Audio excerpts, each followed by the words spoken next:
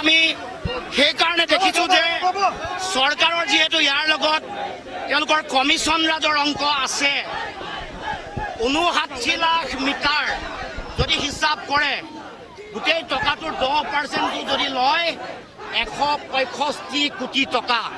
এই 165 কোটি টকাৰ কাৰণে সাধাৰণ জনতাক পণবন্দী কৰিছে, সাধাৰণ জনতাৰ পৰা লুণ্ঠন ৰাজ চলাইছে। আমি ডিজিটেল মিটাৰৰ লগত স্মাৰ্ট মিটাৰ লগাই দিম। যদি ডিজিটেল মিটাৰে যদি কাম কৰি আছে তেতিয়াহ'লে স্মাৰ্ট মিটাৰৰ কি প্ৰয়োজন আছে? যিহেতু কেন্দ্ৰীয় চৰকাৰৰ গেজেট নটিফিকেশ্যনত এইটো আছে যে স্মাৰ্ট মিটাৰ অকল বিজনেছ অনুষ্ঠানবিলাকত আৰু গভৰ্ণমেণ্ট অফিচত লগাব লাগে। কিন্তু অসমত এই চৰকাৰখনে মানুহৰ ঘৰে ঘৰে, দুখীয়া মানুহৰ ঘৰে ঘৰে, প্ৰত্যেকজন মানুহৰ ঘৰে ঘৰে লগাই দিছে। তাৰমানে এইটো কিয়? এইকাৰণে যে যদি গভৰ্ণমেণ্ট অফিচত লগায়, অকল যদি গভৰ্ণমেণ্ট অফিচত লগায় কেন্দ্ৰীয় চৰকাৰৰ নটিফিকেশ্যন মতে, তেতিয়া তেওঁলোকৰ লাভ নহয়। এই স্মাৰ্ট মিটাৰৰ কাৰণে আজি ৰাইজ জ্বলা কলা খাইছে।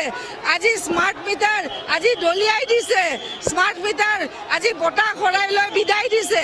অসমৰ জিলাই জিলাই আন্দোলন হৈছে, কৃষকসকলে আজি স্মাৰ্ট মিটাৰ আজি দলিয়াই দিছে। সেইকাৰণে আমি কৈছোঁ যে অকল ধনিক কথাৰ চিন্তা কৰি এই স্মাৰ্ট মিটাৰ আমাৰ ওপৰত জাপি দি আমাৰ ওপৰত এই বিজেপি চৰকাৰখনে লুণ্ঠন চলাইছে। মহাৰাষ্ট্ৰত বন্ধ কৰি থৈছে, বম্বে হাইকোৰ্টত পিয়াইল হৈছে।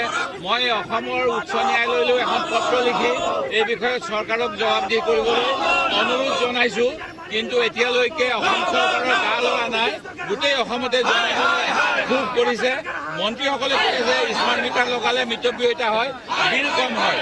কিন্তু মই সমষ্টিৰ ৰাইজৰ পৰা গম পাইছোঁ, আমাৰ নিজৰ ঘৰত গম পাইছোঁ, স্মাৰ্ট মিটাৰ ফলত মিটাৰৰ মাচুল বৃদ্ধি হয়। আৰু ইয়াৰ বিৰুদ্ধে অসমৰ জনগণে যি আন্দোলন কৰি আছে, আমি আমাৰ